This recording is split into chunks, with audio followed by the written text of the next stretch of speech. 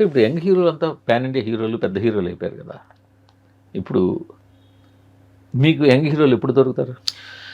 Young హీరోలు ఎప్పుడైనా నాకు ఓపెన్ ఇదేనండి. నేను అంటే ఎవరో హీరోతో మనం వెళ్లి కాంటాక్ట్ అయ్యి చేసుకుంటే ఇప్పుడు విజయ్ దేవరకొండ గారు గానీ, రామ్ గారు గానీ వీళ్ళందరూ నాకు బాగా తెలిసిన హీరోలు. నేను మహేష్ బాబు గాని, మహేష్ ఎన్టీఆర్ గాని, రామ్ అండ్ చరణ్ గాని, బన్నీ అందు గాని, మీరనేది ప్రభాస్ గాని, మీరంటే టాప్ ప్లేయర్, నేనంటేది యంగ్ హీరోలు అంటే వాళ్ళు నేను టాప్ హీరోస్. టాప్ హీరోస్ అని చెప్పాలి. మనకు టాప్ హీరోస్ గురించి వస్తే టాప్ హీరోస్ 3, 4 ఇయర్స్ ఎవరు ఖాళీగా లేరు.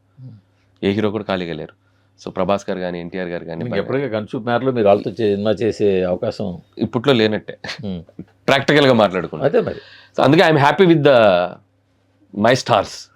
మా బాలకృష్ణ గారు, మా చిరంజీవి గారు, వెంకటేష్ గారు నాకు ఈ ఇప్పుడు స్టార్స్ మీరు చెప్పినట్టు మా రాము, మా విజయ్ దేవరకొండ. సో మనకి అవైలబుల్ ఎవరుంటే వాళ్ళే మన స్టార్స్. సో వాళ్ళతో పని చేసుకుంటూ వెళ్తుంటే నాకు ఇప్పుడు మనం చేసేటప్పుడు ఆ హీరోతో మనం ఎంత ఎగ్జైట్ స్టేట్మెంట్ బాగుంది. ఏమండి?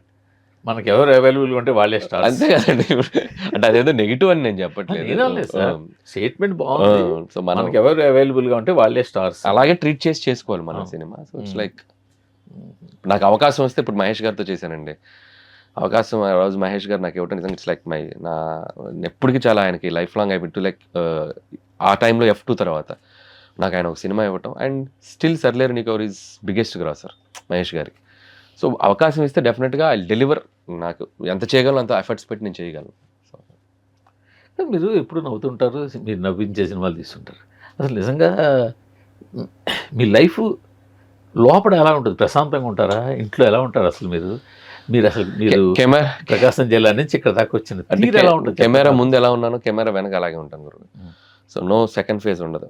సో అందుకే మీరు గమనించారో లేదో ఏ ఈవెంట్కి వెళ్ళినా ఎక్కడికి వెళ్ళినా ఎవరు కనిపించినా సో ఇక్కడ కెమెరా ముందు ఎలా మాట్లాడతానో మీరు ఆన్లైన్ నా ప్రమోషన్స్ చూసిన ఆర్టిస్టులతో ఎలా ఉంటుందో ఆర్టిస్టులతో ఎలా సరదాగా అందరితో కలిసిపోయి మాట్లాడతాను బయట కూడా అలాగే ఉంటాను. అండ్ ఇకపోతే ప్రతి మనిషికి లైఫ్లో ఎవ్రీ మినిట్ ఎవ్రీ సెకండ్ ఒక ఛాలెంజ్ ఉంటుంది. అసలు లేకపోతే మనిషి లైఫే ఉండదు. డెఫినెట్గా ఉంటుంది, ఎవరికైనా ఉంటుంది, నాకనే కాదు ప్రతి ఒక్కరికి. కాకపోతే వాడికి ఉండే ఛాలెంజ్ ఉండే ప్లాట్ఫామ్స్ డిఫరెంట్గా ఉంటాయి. ఒకరికి కెరీర్ పరంగా ఉండొచ్చు, ఇంకో పరంగా ఉండొచ్చు. బట్ నా వరకు నేనంటే every challenge you have to handle with the smile.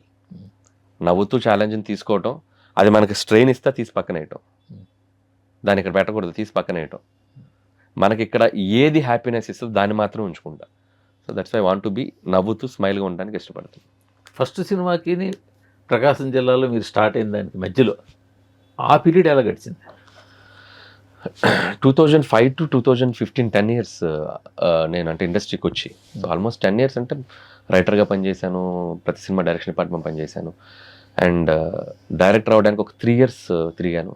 అప్పుడు అది లైక్ అంటే అప్పుడు కూడా ఎక్కడ కూడా మీ మొహమే నవ్వు అస్సలు ఎప్పుడు అంటే డ్రీమ్ అనేది మైండ్లో ఫిక్స్ అయిన తర్వాత దాన్ని అచీవ్ చేయడానికి నవ్వుతూ అంతే కాన్ఫిడెన్స్తో ట్రై చేశాను. అది వర్కౌట్ అయింది. అండ్ 2015లో డైరెక్టర్ అయిన దగ్గర నుంచి ఆల్మోస్ట్ 10 years, ఈ 25th January 23rd ఈ ఇయర్ అయితే almost 10 years journey as a director.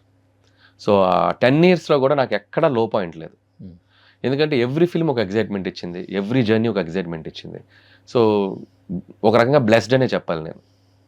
So నా జర్నీ అంత స్ట్రెయిన్ కానీ అంత కాంప్లికేషన్స్ కానీ ఎప్పుడు నా జర్నీలో నేను తీసుకోలే.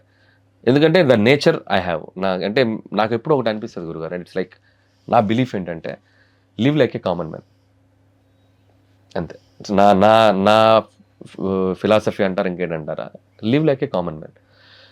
అప్పుడు ఏంటంటే మనకి ఒకటి ఎక్కువ వచ్చినా ఉబ్బి తప్పిపోము, ఒకటి తగ్గినా పడిపోము.